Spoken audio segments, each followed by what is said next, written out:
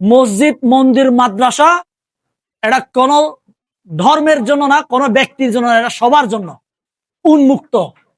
আমি তখন থেকে আমি বোঝা শুরু করলাম আমাদের এই বাংলাদেশে হিন্দু, বৌদ্ধ, খ্রিস্টান, মুসলমান 4 ধর্মের লোক আমরা এই বাংলাদেশে বসবাস করি। কিন্তু আমাদেরকে সুস্পষ্টভাবে ধর্মে ধর্মে, জাতিতে জাতিতে ভেদাভেদ করে রাখা হয়েছে।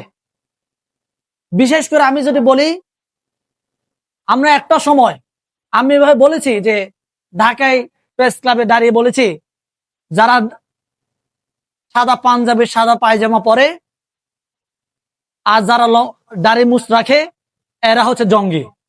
এই জঙ্গিবাদের ট্যাগটা কে দিয়েছে বলেন? এটাকে আমি দিয়েছি না আপনারা দিয়েছেন? নামাজ কালাম পড়তে দেওয়া হয় না একটা সময়। এই কথাগুলো যখনই আমরা বলেছি আমাদেরকে পাহাড়ি সন্ত্রাসী ট্যাগ দিয়েছে আমাদেরকে। আমি এলাকায় আসতে পারি না দীর্ঘদিন, আমি দেশের বাইরে পালিয়েছিলাম কিছুদিন। আমি কখনো ভাবি নাই যে দেশে আর ফিরে আসতে পারবো। আল্লাহ সৃষ্টিকর্তার অশেষ কৃপা, আমি আবার দেশে ফিরে আসতে পেরেছি এবং আপনাদের সামনে আবার কথা বলছি।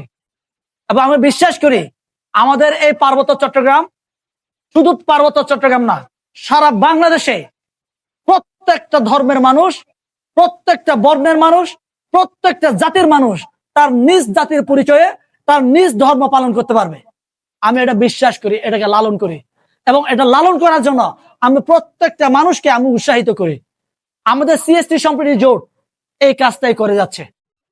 আমরা হিন্দুকে দেখলে ভয় করি, মুসলমানকে দেখলে ভয় করি, হিন্দুকে দেখলে মনে হয় এই না হয় ভারতীয় দালাল মনে হয়, আর মুসলমান ভাইকে দেখলে মনে হয় আইএসএস জঙ্গির লোক মনে হয়।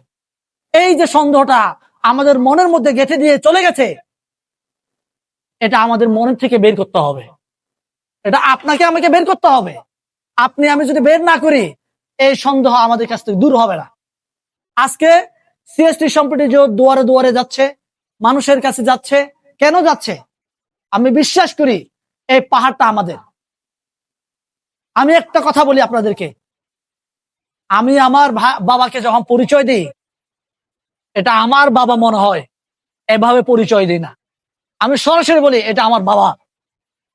আমাদের পার্বত্য চট্টগ্রামের ক্ষেত্রে যখন আমরা কথা বলি, যখন আপনার মিডিয়াতে কথা বলা হয়, যে সমস্ত নেতারা বক্তব্য দেয় তারা বলে পার্বত্য চট্টগ্রাম বাংলাদেশের অবিচ্ছেদ্য অংশ। পার্বত্য চট্টগ্রাম বাংলাদেশের অবিচ্ছেদ্য অংশ বলা মানেই আমার বাবাকে সন্দেহের চোখে বলা, এটা আমার বাবা মনে হয়। এই বাংলাদেশ তো, এই পার্বত্য চট্টগ্রাম তো বাংলাদেশের বাইরে না, বাংলাদেশের অংশ।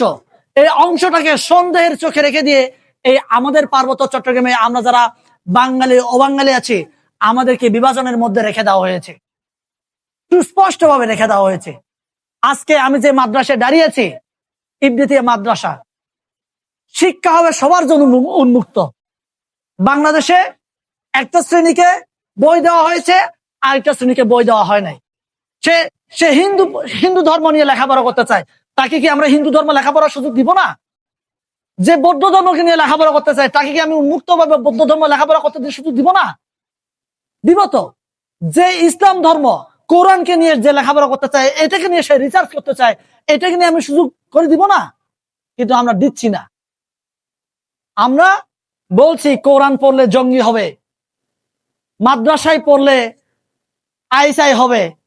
এই যে সন্দেহ, এই যে আপনার আমাদের মাথায় যে ঢুকিয়ে দিয়েছে, এখান থেকে বের করে আনার কাজ কাদের করতে হবে? আমাদের। এই আগামীর প্রজন্মদের মাথায় ঢুকিয়ে দিতে হবে মাদ্রাসায় পড়লে জঙ্গি হয় না, মাদ্রাসায় পড়লে বিজ্ঞানী হওয়া যায়, মাদ্রাসায় পড়লে ডাক্তার, উকিল, ব্যারিস্টার হওয়া যায়। এটা আপনাদেরকে বলতে হবে। আজকে সাদেক কায়েমের কথা যদি বলি, সাদেক কায়েমের বাড়ি কোথায়? সাদেক কায়েমের বাড়ি আমাদের পাহাড়ের ছেলে। আজকে ঢাকা ভার্সিটিতে সারা বাংলাদেশের ছাত্রদেরকে নেতৃত্ব দিচ্ছে। কোথায় তার লেখাপড়া? মাদ্রাসায় থেকে। তাহলে ওরা যদি নেতৃত্ব দিতে পারে, আমি বিশ্বাস করে এই যে ইবতিদাইয়া মাদ্রাসার ছাত্ররাও একদিন এই বাংলাদেশকে নেতৃত্ব দিবে।